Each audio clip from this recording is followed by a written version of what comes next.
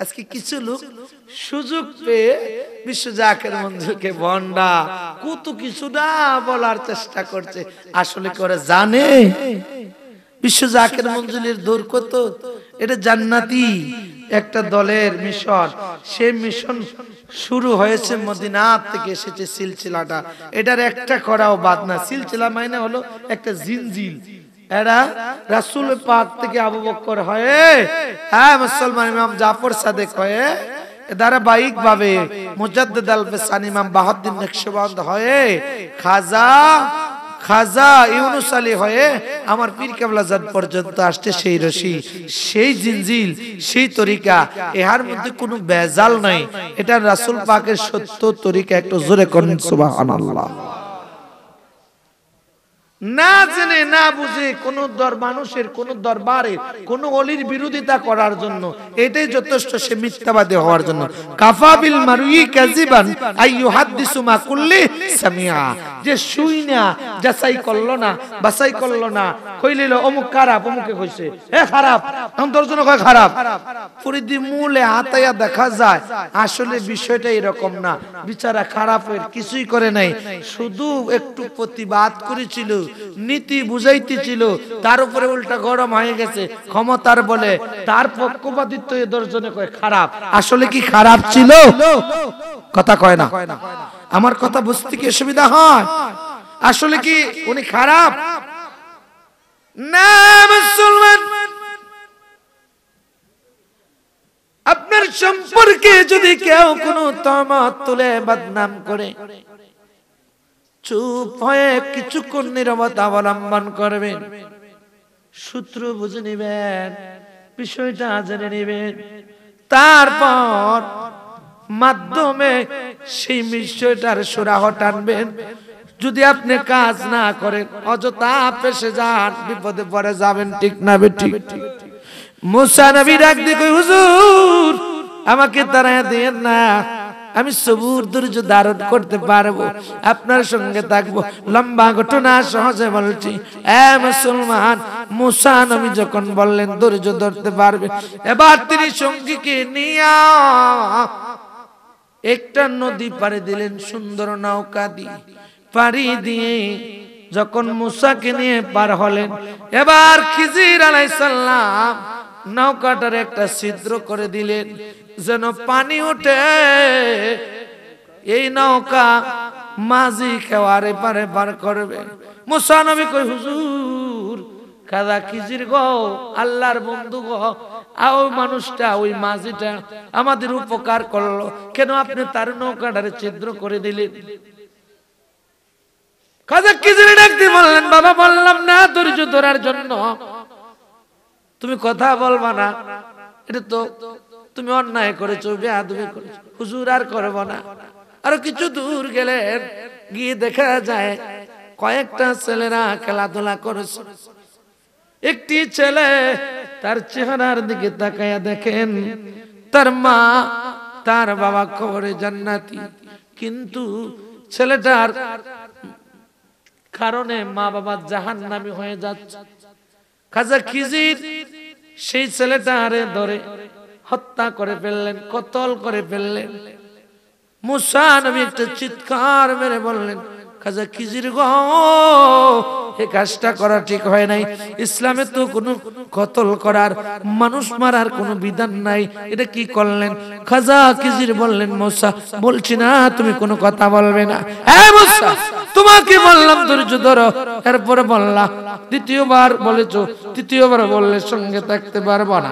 আরো কিছু দূর চলে গেলেন, যাওয়ার পরে এক এলাকার মধ্যে গেলেন, গিয়ে দেখা যায় এলাকার বাড়ি বাড়ি হাঁটছেন, কোন মানুষ আদর করে না, খাবার দেয় না।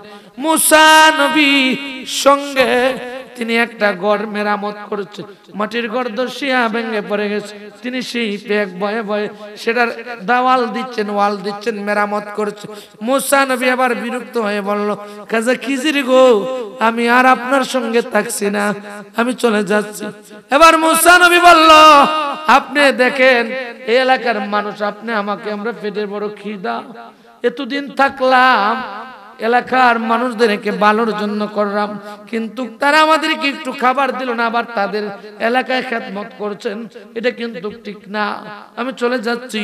এবার খাজা খিজির ডাক দিয়ে বললেন, মুসা শোনো, সেজন্য প্রথমেই বলছিলাম তুমি আমার সাথে ধৈর্য ধরে থাকতে পারবে না। আমি এমন একটা তরিকার কাজ করি যা আল্লাহর হুকুম ছাড়া আমি একটা কদম ফেলি না। আপনি আমার কাজ, আপনি আমার কর্ম, আপনি আমার জীবন কার জন্য? এই আওয়াজটা যে দিছেন, আল্লাহকে ডাকলে কি গুনাহ হবে? কার জন্য? একটা জবান বন্ধ রাখবেন না, কার জন্য? আল্লাহ সন্তান দিয়েছে 5টা 10টা, 3টা মেয়ে 2টা মেয়ে 1টা মেয়ে, যাই দিয়েছে সন্তান ছেলে মেয়ে, এগুলা কার দান? জমি 10 কানি 20 কানি 12 কানি 100 কানি যাই আছে, মেল ফ্যাক্টরি যাই আছে, ব্যবসা বাণিজ্য যাই আছে, সবকিছুর মালিক কে? আপনি মরার পরে কি এগুলো সব সঙ্গে যাবে? তো আপনি আল্লাহর হয়ে যাওয়ার মানে আপনি আল্লাহর হয়ে যাবেন, কিভাবে হবেন? আল্লাহ আপনারে বান্দা হিসেবে কবুল করবে, আপন করে নিবে, কিভাবে নিবে সেই বিষয়টা জানার দরকার আছে না? কারা কারা জানতে চান একটু হাত উঠিয়ে দেখি। নারে তাকবীর, আল্লাহু নারে রিসালাত, ওলি আল্লাহ যেখানে হাত নামান, আল্লাহ কবুল করুক বলেন আমিন। 1 নাম্বার, আপনারা একটু মনোযোগ দিয়ে শুনেন, কথাটা হলো ভাবতে হবে। দেখেন, একজন মানুষ মৃত্যুবরণ করলে মাইকের মধ্যে বলা হয়, কি বলা হয়? ক্বালু ইন্না লিল্লাহি ওয়া ইন্না ইলাইহি রাজিউন। তারা বলে ইন্না লিল্লাহি, নিশ্চয়ই আমরা আল্লাহর জন্য, ওয়া ইন্না ইলাইহি রাজিউন, আমরা আল্লাহর কাছে প্রত্যাবর্তিত হব।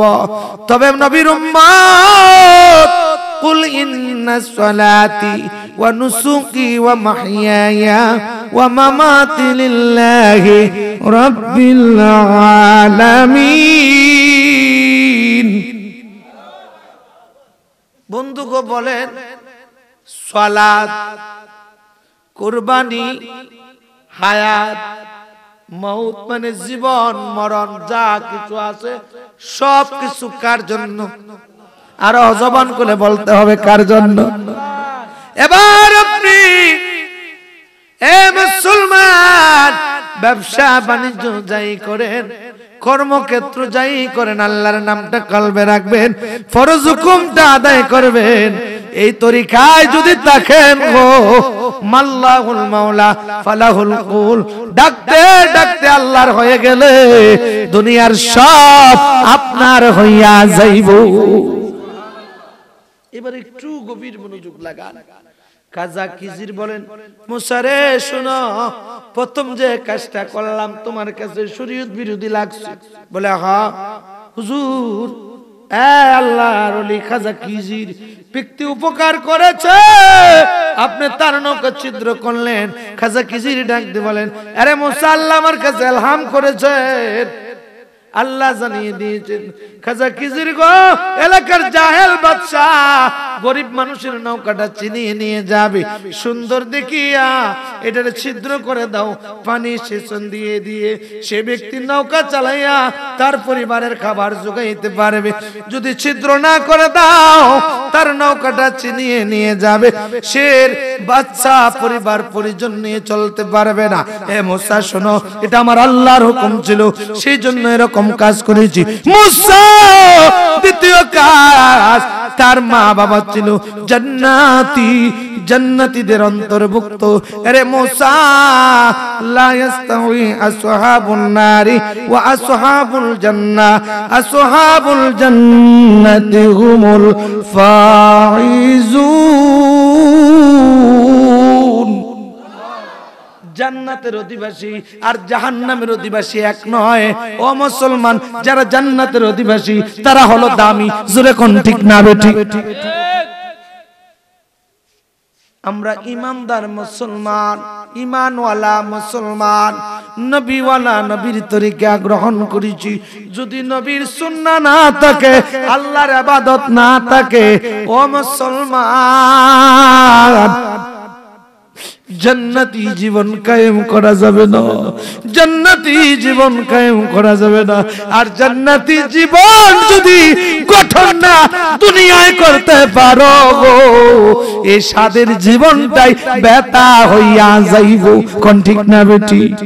স্বাদের জীবন বিপহলে গো, সোনার জীবন বিপহলে নবী তোমাকে না পাই। আরে কোরআনে হাদিসে শুনি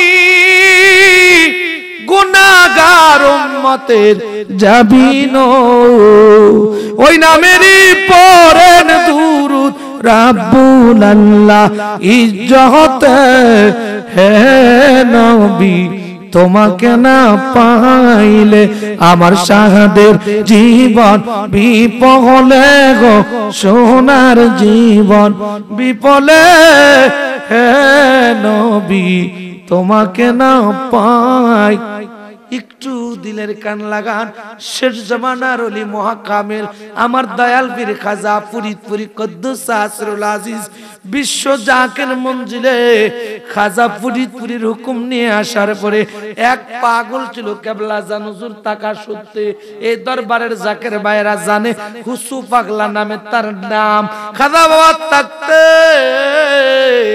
একজন আলেম ওনাকে একদিন রাগান্বিত হইয়া ওনার পাগলামি দেখিয়ে একটা থাপ্পড় মারছে। থাপড়া দিতেই তিনি দূরে আসিয়া হুজরা শরীফে খাজা বাবার কদমে নালিশ দিয়ে বলল, হুজুর আপনার জন্য ঘর ছেড়েছি, বাড়ি ছেড়েছি, শুধু আপনাকে ভালোবাসে, শুধু আপনাকে ভালোবাসার জন্য নয় গো হুজুর, আপনাকে ভালোবাসলে শুনেছি রাসূলের তরিকা আল্লাহ পাকের নামের লজ্জত বোঝার জন্য, আল্লাহ রাসূল পাওয়ার জন্য এসেছি, আপনার হুকুমগুলো আমি পালন করি। হুজুর আপনার পাগল, আপনি মারবেন, আপনি শাসন করবেন, আপনার সন্তান কেন আমাকে থাপ্পড় মারলো? এবার সাধারণ আপনার পাগল না, আপনার মুরিদ না, আপনার সন্তান না, সে একজন আলেম, আমাকে থাপ্পড় দিস, আমি শুইতে পারি না, হুজুর বিচার চাই। খাজা আবার ডাক দিয়ে বললেন, একটা মুচকি হাসি দিয়ে বললেন, বাবা পাগলামি করলে তো মানুষ মারবে। হুজুর বুঝি মারবে মানুষ?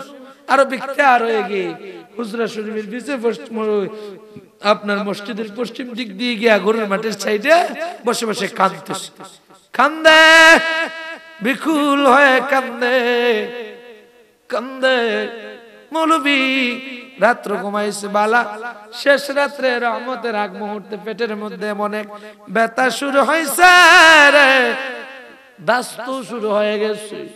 এবার বুড় হতে না হতেই কেবলা জান হুজুরের দরবারে লাইনে দাঁড়াইছে। 3-4 বার দাস্ত হওয়ার পরে নরম হয়ে গুজা হয়ে চুকির জল ছেড়ে দিয়ে আইসা কয়, হুজুর হুজুর গো আমার তো আজকে শরীরটা একবারই ভালো না, আমি হয়তো বোধহয় আর দুনিয়ায় বাঁচবো না, দাঁড়াইতে পারে না, তরতর করে কাঁপি। কেবলা জান হুজুরের কাছে আসছি, কেবলা জান হুজুর তার চেহারার দিকে তাকিয়ে বললেন, বাবা পাগলের অভিশাপ তোমার কাছে লাগছে, আমার কিছু করার নাই, যা ওই পাগল কি খুশি করতে পারলে তোর পেটের ব্যথা বালা হইয়া যাইব। সে হাঁটতে হাঁটতে পুরো দরবার করলো, নাই নাই, কোথাও নাই, পাওয়া যায় না। এবার কেবলা জান হুজুরের কাছে আবার আসছে, এসে কই হুজুর হুজুরে তো পাই না। কেবলা জান হুজুর কিছুক্ষণ পরে বললেন, বাবা যা গরু রাখালদের ক্যাম্পের পিছনে গিয়ে দেখ, বসে বসে এখনো কাঁদতেছে, একটু জোরে জোরে কোন মারহাবা। জোর করিয়া বুঝতে গেলে তার গোটে মরণ জ্বালা, কেউ বুঝিতে পারে না রে ওলি আল্লাহর খেলা, বাবে কামেল পীরের খেলা। এ মুসলমান, কাবলা হুজুর বলতে গিয়ে সত্যি দেখে তার পায়ের মধ্যে জড়ায় ধরে কয়, ভাই ভুল করে ফেলেছি, ক্ষমা করে দিস। এবার হুসু বেগবিগি করে কান্দে আর কয়, বাইরে তুই তো সাধারণ জাকের না, তুই আলেম, তুই জানিস আমি খাবার পাগো, আমি ঘর ছেড়েছি, বাড়ি ছেড়েছি, সংসার ছেড়েছি আল্লাহ রাসূল পাওয়ার জন্য। তার দরবারে 24টা ঘন্টা গোলামি করি। টাকা চাই না, পয়সা চাই না, জমিদারি চাই না, দুনিয়ার সুখ চাই না, এই দরবারে গোলামি করি, খেদমত করি আল্লাহ লাভের জন্য, রাসূলকে পাওয়ার জন্য। রে ভাই, কেন বা আমারে মারলে? আমি কি আমার নিজের জন্য পাগলামি করি? একটু জোরে কর মারহাবা। প্রেম করিয়া প্রেমিক মরে রে দয়াল, প্রেম তো মরে। প্রেমে হাসায়, প্রেমে কাঁদায় রে ওরে দয়াল, এই কি প্রেমের পাওনা? এই আশিকি প্রেম করিয়া ঘটিল যন্ত্রণা, প্রেম করিয়া প্রেমিক মরে রে দয়াল, প্রেম তো মরে না। এ মুসলমান, মুসনবী শরীফের মুহাদ্দিস নাম শুনছেন নি? Jalaluddin Rumi. একে জামানা সোহবতে বা আউলিয়া, বেহতরাজ সাদ সোয়ালে তো আতবেরিয়া, সালাতুনিয়া রাসূলুল্লাহ, সালামুনিয়া হাবিবাল্লাহ। অন্যদিকে যাব না, আমি আমার জাকির ভাইয়ের কাছ থেকে আপনাদেরকে নিয়ে খাজা খিজিরের কাছে আবার যাব। ওনার কাছে যে আল্লাহ ইলমে লাদুনি দান করলেন, এটার তরিকায় আলাদা, ওনার কাজকর্ম আলাদা। পাগল জীবন, যারা আল্লাহ রাসূলের হক পাগল, মজজুব, মজজুব বুঝেন তো, এরা গড় বাড়ি চলে, এরার মত করেই চলে। এই পাগলগুলা বুখারী শরীফের মধ্যে একখানা হাদিস এসেছে, এই পাগল যদি আল্লাহর কাছে কোনো জিনিস কসমকে বলে, আল্লাহ আমার প্রয়োজন, আমাকে তুমি দাও, চাইতে দেরি আনসা আলানি লা উতিয়ান্নাহু, চাইতে দেরি আল্লাহর বন্ধুগণ আল্লাহ দিতে দেরি করে না। বলে হুজুর চাইলে আল্লাহ দিয়ে দে, সেই মেশিন তারা অন্তরে তৈরি করছে। একটু জোরে কোন মারহাবা। আমি অন্যদিকে যাচ্ছি না। এবার উসুকি জোরে ধরে বলে, বাইরে আমি তো দুর্বল হয়ে গেছি, ক্ষমা করে দে, যা যা আয়। দুনু ভাই খাদাওয়ার কাছে যাই, কাঁধে কাঁধ মিলি দুজন খাদাওয়ার কদমে দাঁড়াই। কাবলা জান হুজুর মুস্কি এসে বললেন, বাবা এর নামই হলো বিনা সুতার মালা। একটু জোরে জোরে কোন সুবহানাল্লাহ। সে একটা প্রেমের বাঁধন আমার কাবলা জান হুজুর আমাদেরকে নবীর তরিকায় দিয়ে গেছেন। সমগ্রটা বিশ্বের 87টা রাষ্ট্রের মানুষ একত্রিত হয় মহাপবিত্র বিশ্ব উরুস শরীফে, এবং একে অন্যকে দেখলে, জাকের ভাই নাম শুনলি তার জন্য অন্তরের মধ্যে একটা প্রেম জন্ম নেয়, আর একে অন্যের ভালোবাসতে থাকে। একটু জোরে কোন সুবহানাল্লাহ। তোমাকে দিয়াছেন আল্লাহ রহমতের ভান্ডার, বিশ্বলি খাজা বাবা, বিশ্বলি খাজা বাবা, আউলিয়ার সরদার, তোমাকে দিয়াছেন আল্লাহ রহমতের ভান্ডার।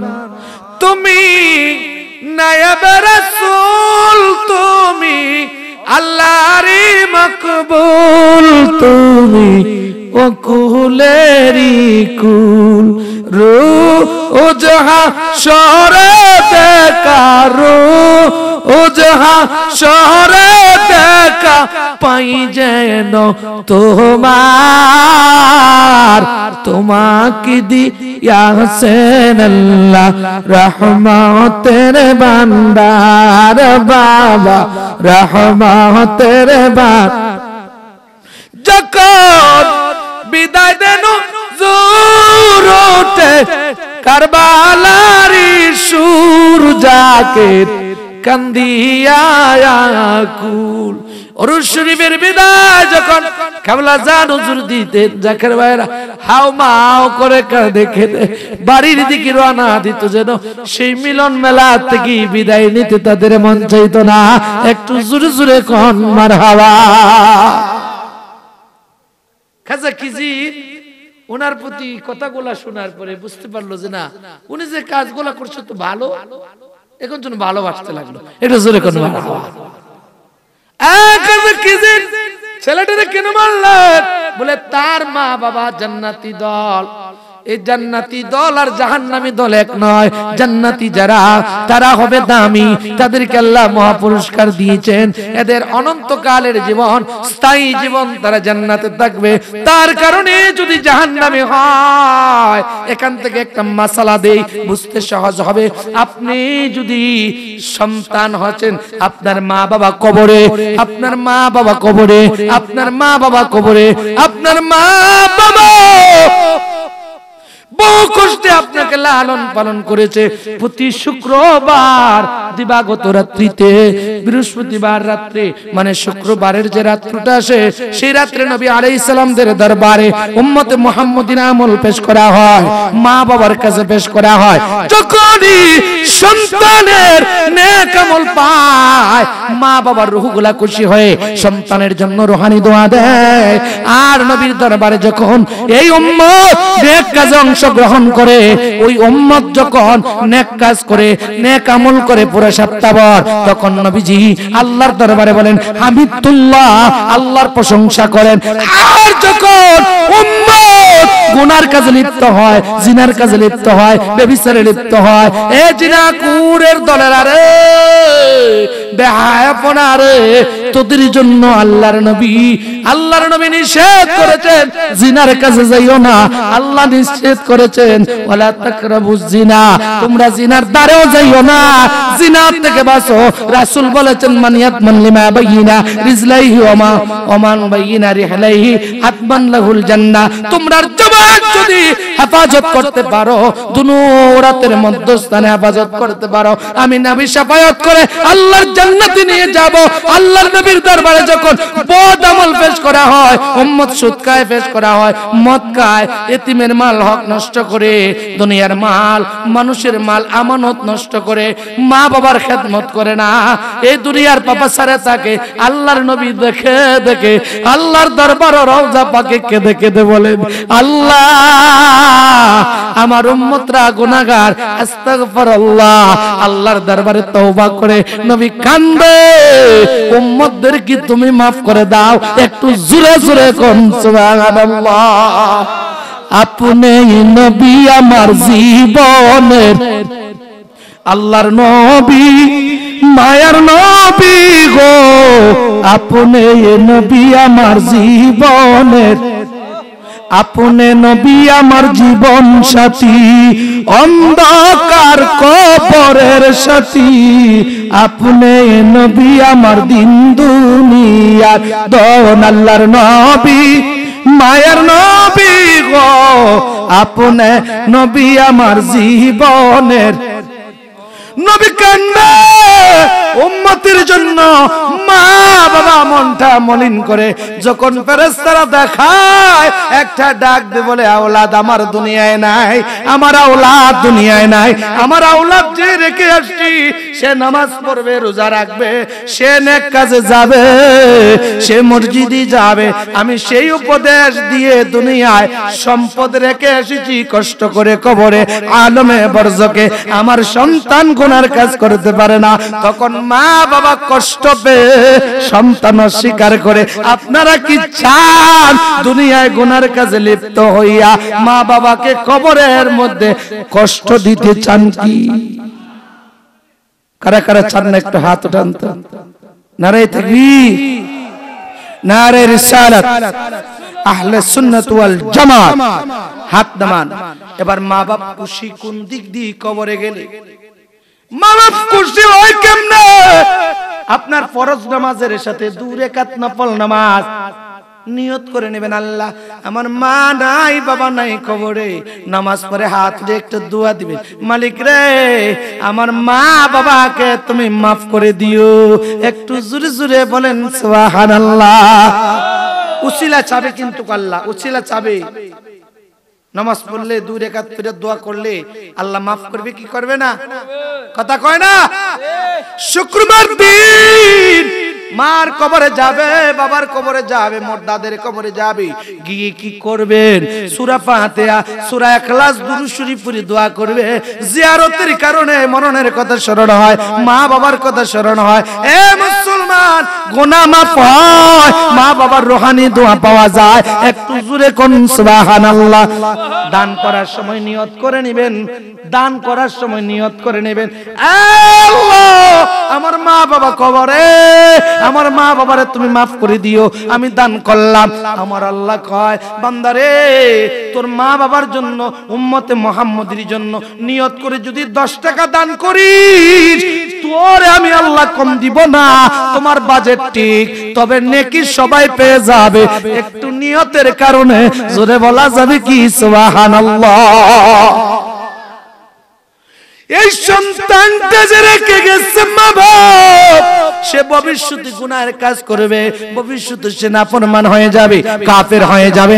আমি দেখতেছি আল্লাহ হুকুম দিয়েছে তাকে শেষ করার জন্য। মুসারে আমি মেরে ফেলেছি, তাকে কতল করে ফেলেছি। হুকুম কার? এমনি কাউরে কাউ যদি কতল করে সবচেয়ে বড় গুনাহ। আল্লাহর নবী বলেছেন আশিরকু বিল্লাহ, আল্লাহর সাথে শিরিক করো না। আল কাতলুন নাফসুল্লাতী হারামাল্লাহু ইল্লা বিল হক, শরীয়তের বিধান ছাড়া কাউরে হত্যা করা যাবে। অন্যদিকে যাচ্ছে না। মুসা পয়গম্বর একটু ডাক দিয়ে বলেন, ও খাজা খিজির, বুঝলাম ছেলেটারে তুমি শহীদ করে মানে কতল করে ফেলেছো, বাড়ির মধ্যে যে মেরামত করেছো এটা কিসের জন্য?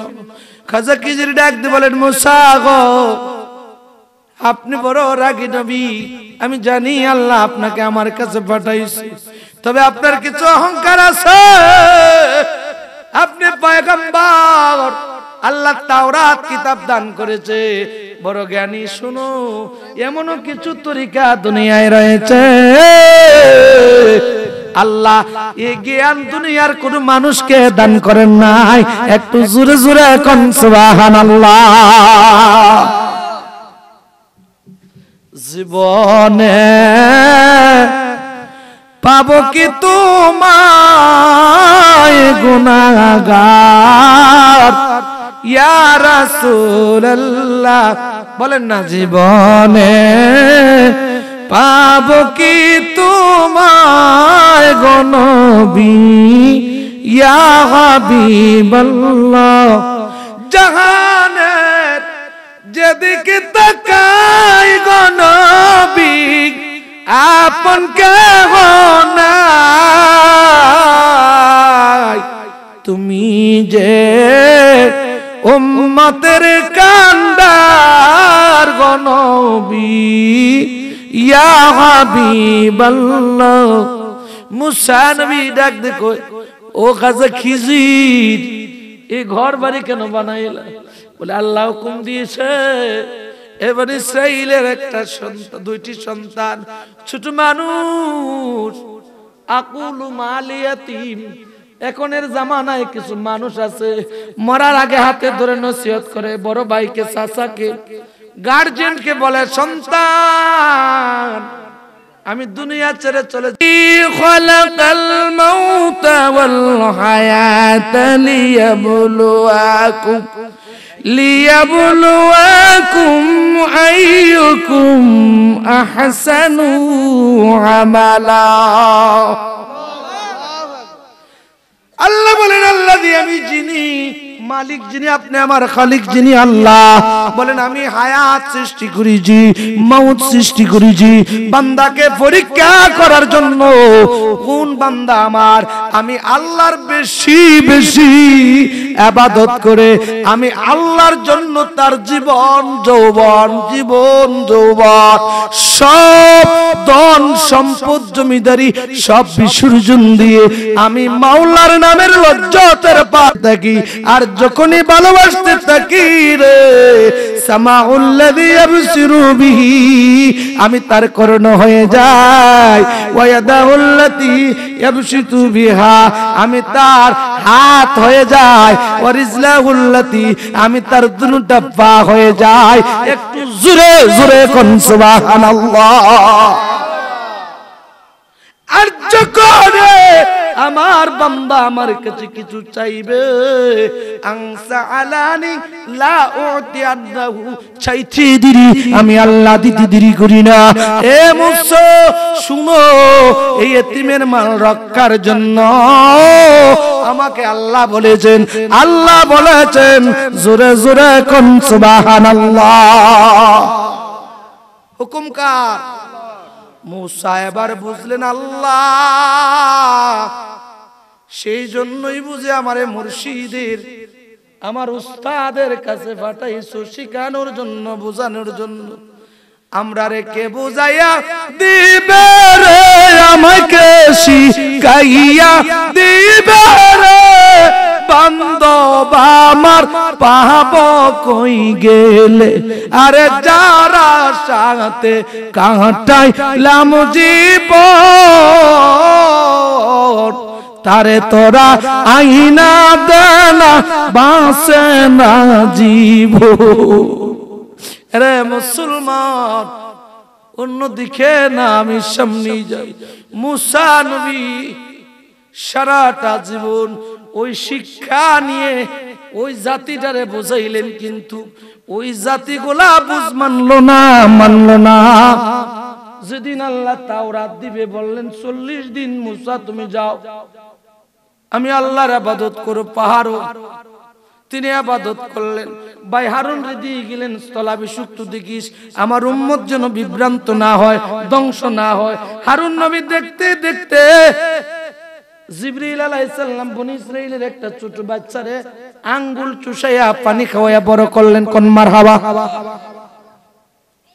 শুনেন, কিছু জান্নাতি লোক জাহান্নামী যারা সার্টিফিকেট পেয়েছে, জাহান্নাম বুঝেন তো, যেমন সাদ্দাত, নমরুদ, ফেরাউন, কারুন এবং আবু জেহেল, আবু লাহাব, এরকম কিছু নবীর দুশমন যারা, যেমন ইন্নাল্লাযীনা ইউযুনাল্লাহা ওয়া রাসূলাহু লাআনাহুমুল্লাহু ফিদ দুনিয়া ওয়াল আখিরা ওয়া আদ্দা লাহুম আযাবাম মুহিনা। আল্লাহ বলেন যারা আল্লাহর সাথে এবং রাসূলের সাথে দুশমনি করলো তারা যেন ইহকাল দুনিয়ার লানত প্রাপ্ত হয়ে গেল, এবং তাদের জন্য আমার আল্লাহ কঠিন থেকে কঠিন শাস্তির ব্যবস্থা করেছেন। সেই শাস্তি প্রাপ্তদের মধ্যে এই এলা আরেকজন যে মুসা নবীর উম্মতদেরকে বিতাড়িত করেছিল, কিন্তু আল্লাহর কুদরত দ্বারা ওনাকে লালন পালন করেছিলেন। একটু সামনে গেলে আপনারা বুঝতে পারবেন উনি খুব যত্নে জিবরাইল আলাইহিস সালামের মাধ্যমে তাকে শৈশবে ছোটবেলায় আল্লাহ পাক ফিটার যে বাচ্চাদেরকে খাওয়ায়, মা মারা গেলে মানে দুধ বিকল্প একটা খাবার তৈরি আছে না দেশের মধ্যে, ঠিক সেরকম আল্লাহ পাক এই ইতিমকে জিবরাইল আলাইহিস সালামের আঙ্গুল চুষাইয়া বড় করলেন। একটু বড় হয়ে গেল, জিবরাইল আলাইহিস সালাম যখন চলে যান ওনার পায়ের তলের বালিগুলা মাটির মধ্যে যে মরা বৃক্ষ, মরা ডাল, মরা ঘাস, মরা উদ্ভিদ গুলা ওনার পান নিচে যদি থাকতো জীবিত হয়ে যেত। একটু জোরে কোন সুবহানাল্লাহ। হে বড় হওয়ার পরে দেখছে কিছু বালু সংগ্রহ করছে মাটি, তো এবার সে জিবরাইল আমিন গেলে পরে সে ছোটবেলায় ওই গাছের মধ্যে দিত, জিতা হয়ে যাইতো, পাখির মধ্যে দিত, মরা পাখি জীবিত হয়ে যাইতো। অনেক কিছু বালি সংগ্রহ করে মুসা নবী যখন এই তুর পর্বতে গেলেন, সেই যুবক হারুন আলাইহিস সালামের জামানায় রেখে গেলেন ওনার ভাইকে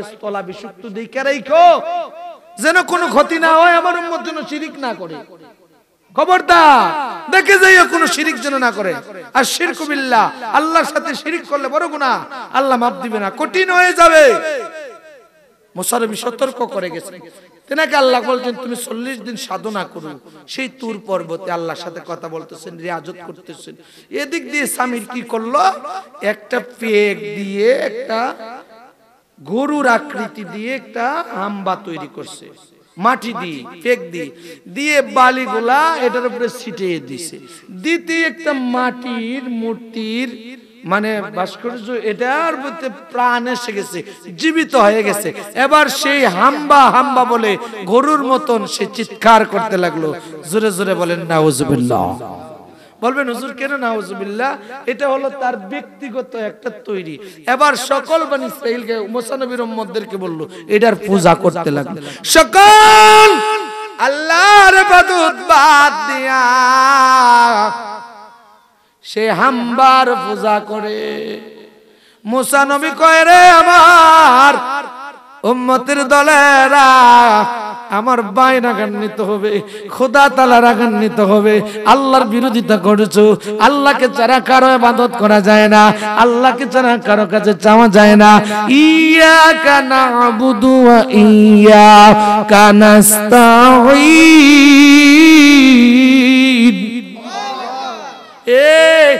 আমার জাতিরা শুধু আল্লাহর ইবাদত করো, আল্লাহর কাছে চাও, আল্লাহর কাছে চাও।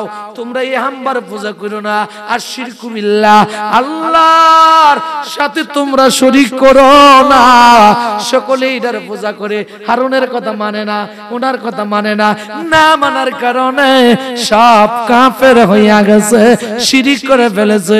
এবার মুসা নবী আইসা দেখে রে সকলে মিল্লা হাম্বার পূজা করে। এবার মুসা নবী রাগান্বিত হইয়া দাড়ি ধরে একটা টান দিয়ে বললে, ভাই হারুন তুই কই ছিলি, তুই কেন এই কাজ করতে দিলে? কয় ভাই আমার কোনো দোষ নাই, বুঝাইছি তাদেরকে কিন্তু তারা বুঝে না, বুঝে না, বুঝে না। বাইরে আমার প্রতি রাগ দেখায় লাভ নাই, তবে তারা নিজেরাই এই কাজ করেছে, আর আমার দোষ নাই। সব দোষ হলো সামিরের। একটু জোরে জোরে কোন আল্লাহু আকবার।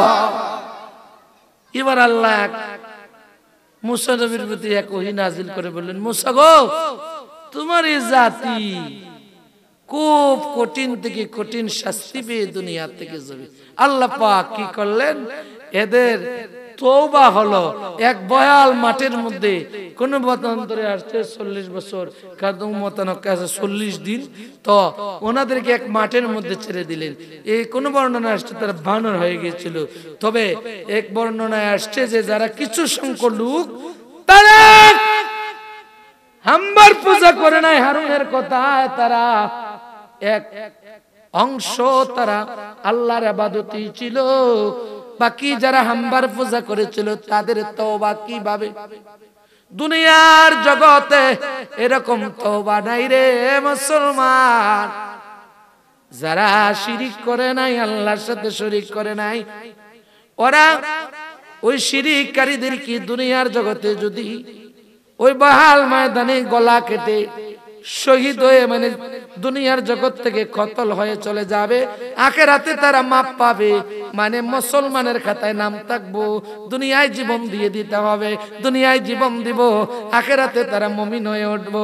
আর যদি এই দুনিয়ায় জীবন না দিয়ে তওবা না, জীবন দিয়ে তওবা না করলে আখিরাতে মুশরিক হয়ে গুনাহগার হয়ে সে শিরিক করে, শিরিককারীদের খাতায় নাম থাকবো। একটু জোরে জোরে কোন আল্লাহু আকবার। ইমানি পরীক্ষা। এবার বুঝো, জীবন দিলে দুনিয়ায়, আখিরাতে মুসলমানের খাতায় নাম থাকবো, নাইলে বাদ। এখন মুসলমানের খাতায় যদি নাম না থাকে, এদের স্থান কোথায় হইব? কথা কয় না, বুঝছেন না আমার কথা? যদি মুসলমানের ইমানদারের খাতায় ইমানি দৌলত না থাকে, এর স্থান কোথায় হবে?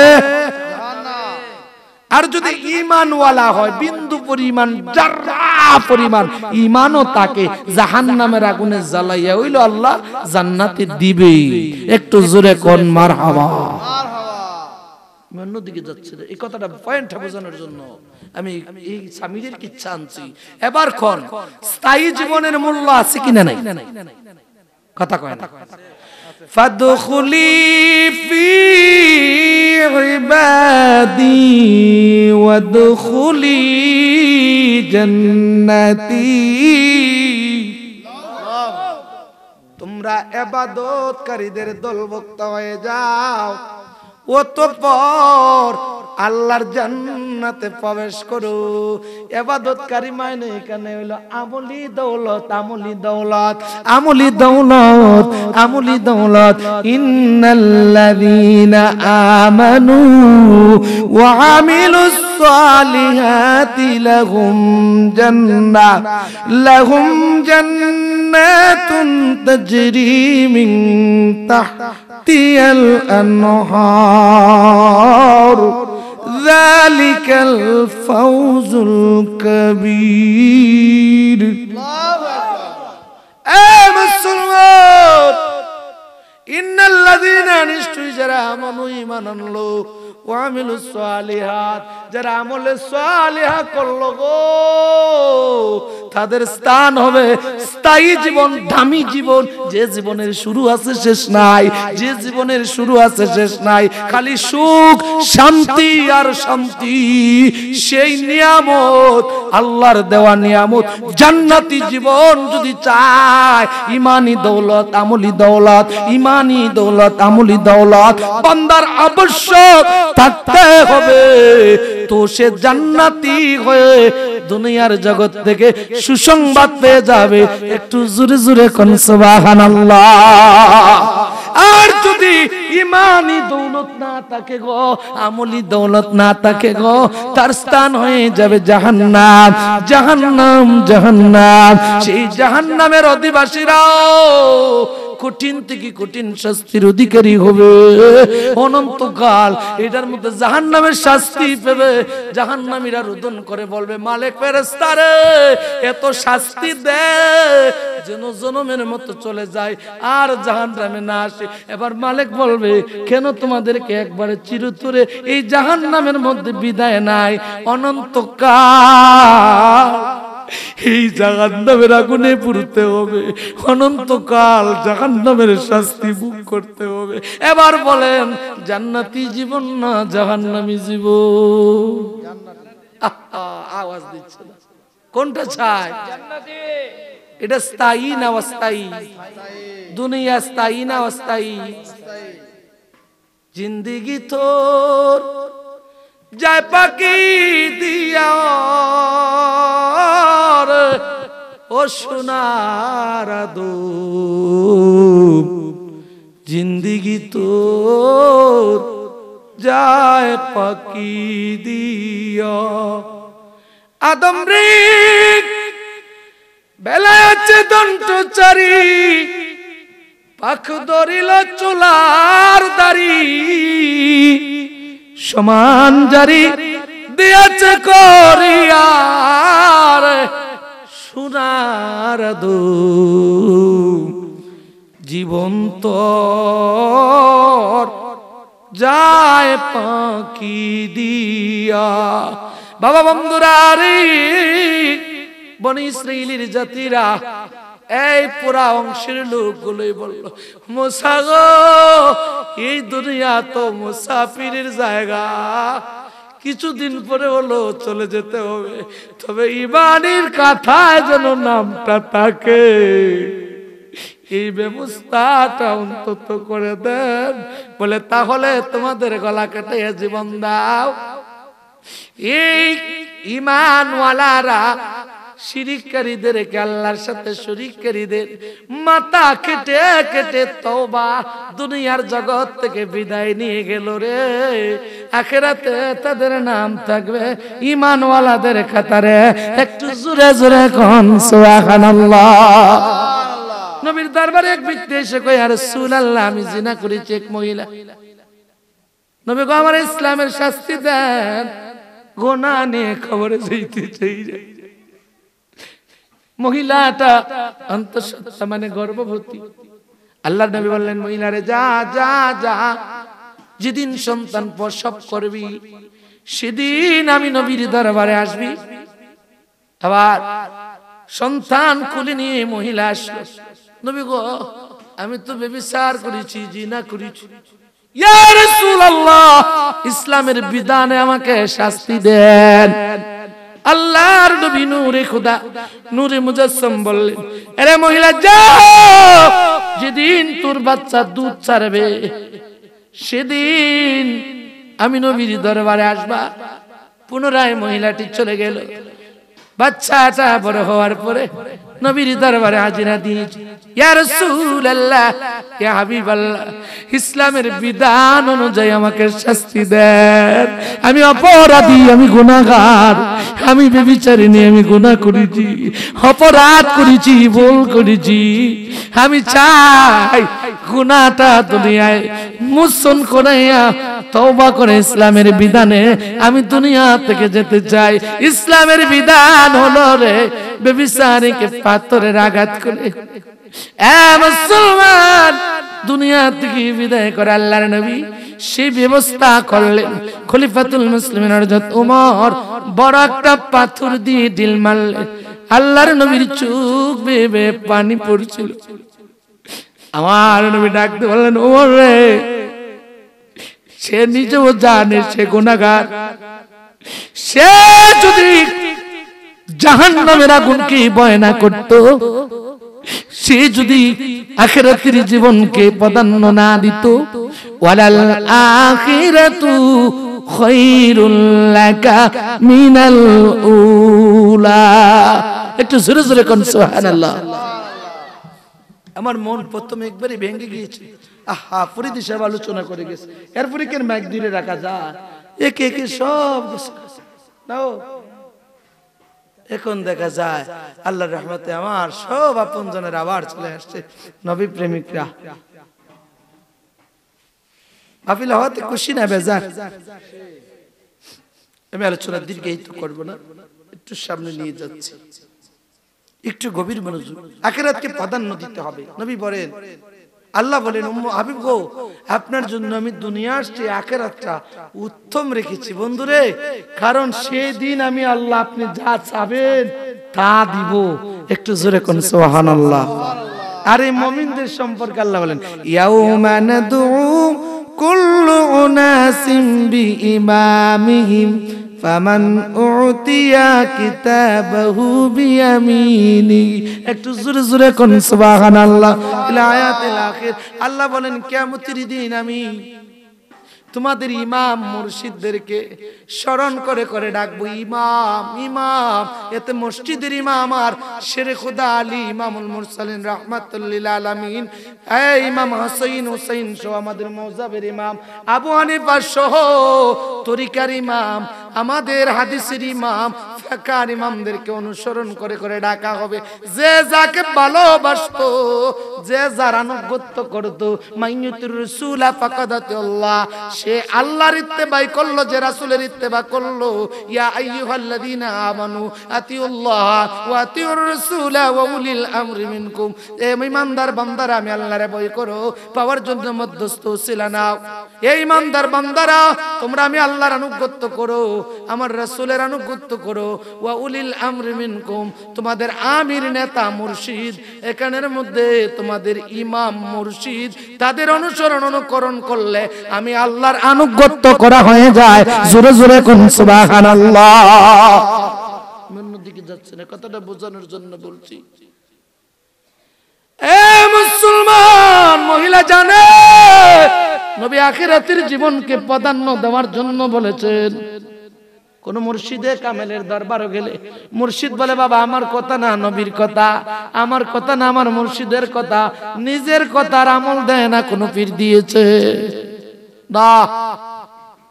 প্রত্যেক পীর, হক্কানি পীর যারা, হক যারা, হক তরিকার যারা, তারা নিজের বাতায়ে কিছু না, কোরআন হাদিস ইজমা কিয়াস নবীর তরিকা মোতাবেক ওয়াজিফা দেন, তালিম দেন। জোরে কোন ঠিক না বেঠি?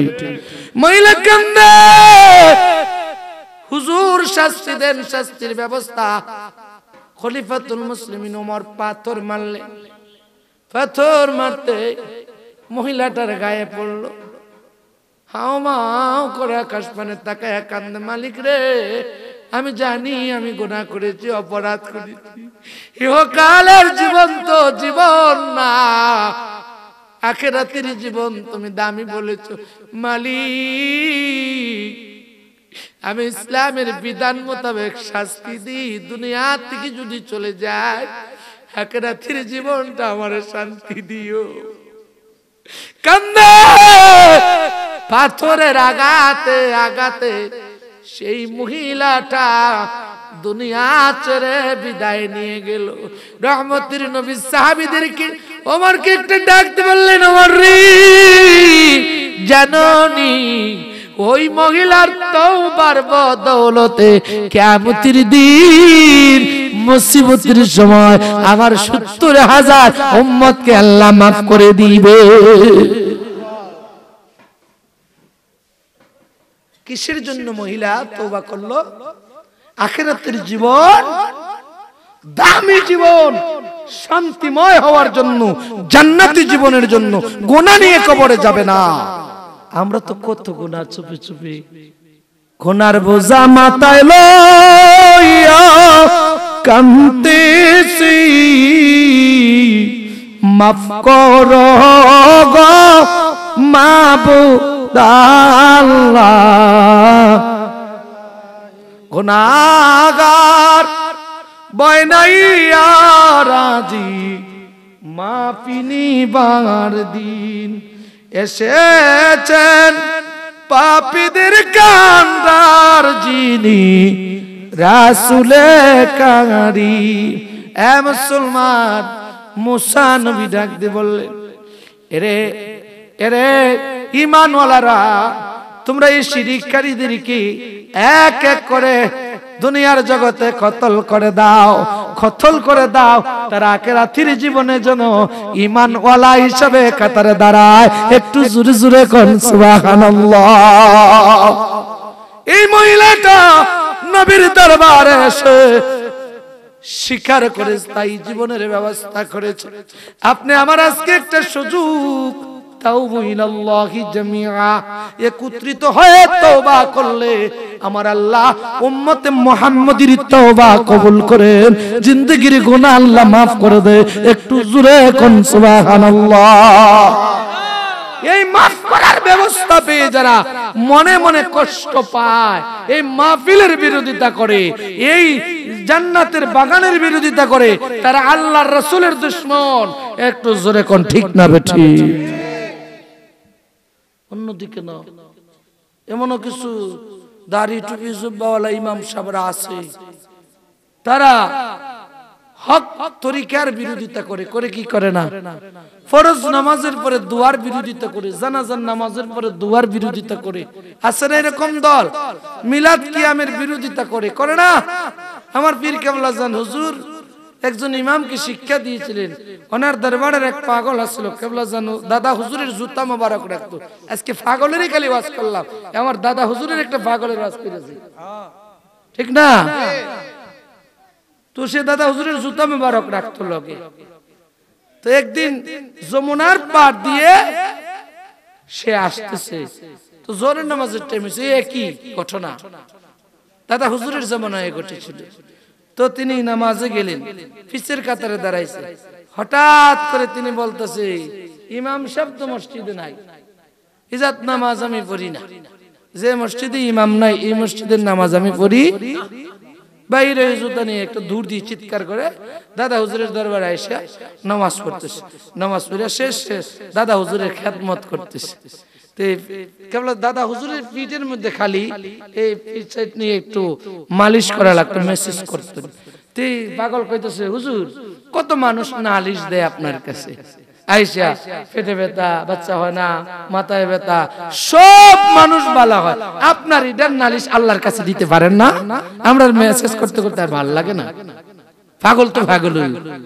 দাদা হুজুর চোখের জল ছেড়ে দিয়ে সামনে, আয় পাগলা তুই কথা কওয়ার সাহস পাইছ, ভালো হয়েছে। আনছে ধারাই না, কয় বাবা শুন, প্রতিদিন অসংখ্য জাকেরদের দেল আমার দিলের সাথে মিশাইয়া নালিশ দেয়। প্রতিদিনেরটা প্রতিদিন এখানে জমা হয়। আমার কলবে নিয়ে আমি আল্লাহর কাছে নালিশ করি, তো এটা তো পরিবর্তন নাই, ডেলি আসা যাওয়া করে। এটা কি আর কমবে? কথা কন না, কমবে?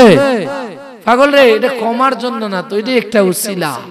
এই উসিলাই হলো আমার জাকেরদের দুঃখের সুখের নালিশ আমি শুনি, সেই নালিশ গুলা নিশির শেষ ভাগে আল্লাহর দরবারে পৌঁছায়। আমার সহায় মুরিদ গুলা আমার কাছে বলে, আমার উসিলা দিয়ে আমি আল্লাহ, আমার উসিলা, আমার দাদা হুজুরের উসিলা দিয়ে, ইবাদতকে উসিলা দিয়ে আল্লাহর কাছে দোয়া করি, এদের জন্য আল্লাহর কাছে চাই।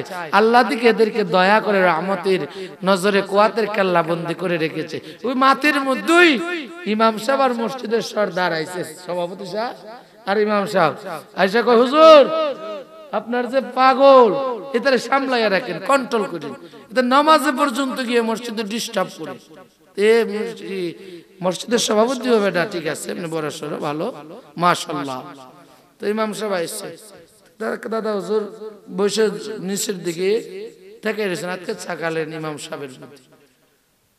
তখন কয়, হুজুর জায়গা, বলে হ বাবা বসবেন না, কিছু তাবার কে না হুজুর, আরেকদিন যদি পাগলামি করে আপনার পাগল, কিন্তু পিটা দিব, জনমের দেওয়া দিব, এরকম পাগলামি চলবে না। দাদা হুজুর বললেন, কিছু দম নেই বাবা, পাগল রে পিটানোর আগে জিজ্ঞেস করবেন। সভাপতি কইতেছে, হুজুর পিটাইমু। দাদা হুজুর কইতেছে, বাবা পিটানোর আগে একবার জিজ্ঞেস করেন কেন এরকম পাগলামি করলো। এবার চুপ হয়ে গেছে সভাপতি। কই হুজুর, কই জিগাইতাম, মাহিত্য আছে গেছে গা। ও পরের দিন, 2 দিন পরে আবার, এই 2 দিন পরে আবার একই অবস্থা, সে আইসা আবার মেসেজ করে, দাদা হুজুরের জুতা এক সাইড মেসেজ করে।